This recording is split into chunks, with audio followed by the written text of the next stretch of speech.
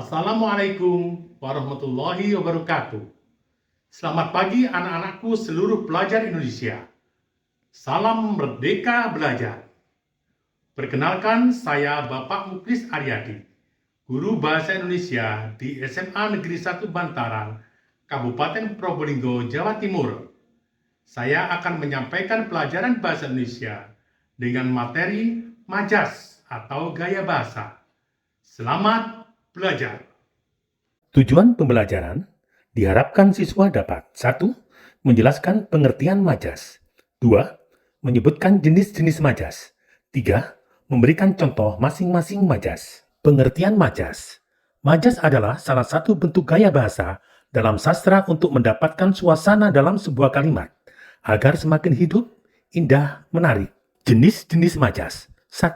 Majas perbandingan 2. Majas sindiran 3. Majas penegasan 4. Majas pertentangan. Contoh macam-macam majas. Majas perbandingan. 1.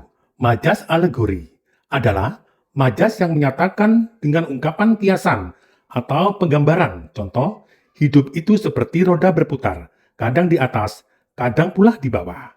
2. Majas personifikasi adalah majas yang membandingkan antara manusia dengan benda mati, seolah-olah benda tersebut memiliki sifat layaknya manusia. Contoh, burung kasuari bernyanyi tiap pagi. 3. Majas metafora. Majas metafora ini merupakan majas yang memakai analogi atau perumpamaan terhadap dua hal yang berbeda. Contoh, anak itu dikenal sebagai kutu buku di kelasnya. 4.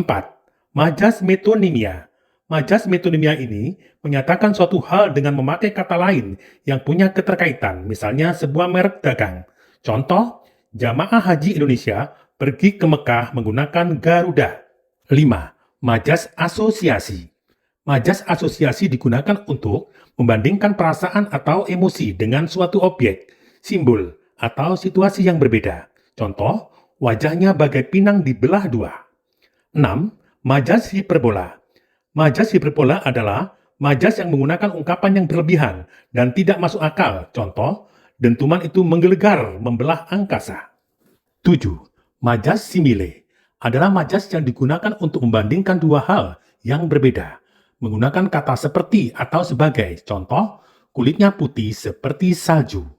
8. Majas antonomasia adalah majas yang menyebutkan nama orang dengan ciri khas atau sifat yang dimilikinya. Contoh, si cerewet itu siswa yang pintar. 9. Majas pas prototo. Majas pas prototo adalah majas yang menggunakan sebagian unsur atau objek untuk menunjukkan keseluruhan objek. Contoh, dari tadi pagi, ia tak menampakkan batang hidungnya. 10. Majas totem proparte. Majas totem proparte adalah majas yang mengungkapkan keseluruhan objek, padahal hanya sebagian objek saja. Contoh, Indonesia mengalahkan Malaysia dalam pertandingan sepak bola tadi malam. 11. Majas eufemisme. Majas eufemisme adalah majas yang menggunakan ungkapan lebih halus terhadap ungkapan yang dirasa kasar atau merugikan. Contoh, saat ini sedang dibahas penyesuaian tarif tol. Majas sindiran. 12. Majas ironi. Majas sindiran ini digunakan dengan cara menyembunyikan fakta dan mengatakan hal yang sebaliknya. Contoh, suaranya sangat merdu sekali, seperti kaset kusut. 13. Majas sinisme.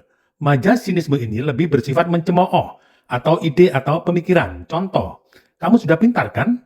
Kenapa masih bertanya kepada aku? 14. Majas sarkasme. Majas sarkasme ini bisa dikatakan sebagai majas sindiran yang kasar. Contoh, orang seperti kamu yang tidak berguna sama sekali. Majas penegasan. 15. Majas pleonasme adalah majas yang menambahkan keterangan pada kalimat yang sudah jelas, sebenarnya tidak diperlukan. Contoh, dia sudah turun ke bawah. 16. Majas repetisi. Majas repetisi ini merupakan majas pengulangan kata, frase, atau klausa untuk mempertegas maksudnya. Contoh, awas, tunggu kedatanganku besok. Tunggu. 17. Majas retorika. Majas retorika ini berbentuk kalimat tanya, namun tidak memerlukan jawaban. Tujuan kalimat tanya tersebut sebagai penegasan akan suatu hal. Contoh, siapa yang tidak ingin terlahir kaya raya? 18. Majas aliterasi. Majas aliterasi adalah majas yang menggunakan pengulangan huruf konsonan pada awal kata. Contoh, beli baju biru bersama Budi. 19. Majas metonimia adalah majas yang menggunakan kata atau frase untuk mewakili suatu objek. Kata yang digunakan biasanya masih terkait dengan objek tersebut. Merek dagang misalnya. Contoh, Bapak ke kantor naik Kijang. 20. Majas simbolik. Majas simbolik adalah majas yang menggunakan simbol atau lambang untuk mengekspresikan suatu ide atau perasaan. Contoh, mawar merah simbol dari cinta yang romantis. 21. Majas paralelisme adalah majas penegasan yang menggunakan pengulangan kata. Pengulangan ini memiliki struktur, ritme, atau gaya yang sama untuk menekankan ide atau perasaan. Contoh, kau datang, kau campakkan, lalu kau hilang. Majas pertentangan. 22. Majas litotes. Majas litotes merupakan majas yang menggunakan ungkapan penurunan kualitas untuk merendahkan diri. Contoh, silakan datang ke gubukku yang kumuh. 23. Majas antitesis. Majas antitesis adalah majas yang menggunakan dua kata berlawanan untuk mengungkapkan suatu pertentangan. Contoh, tua muda, miskin kaya, semua membaur menjadi satu. 24.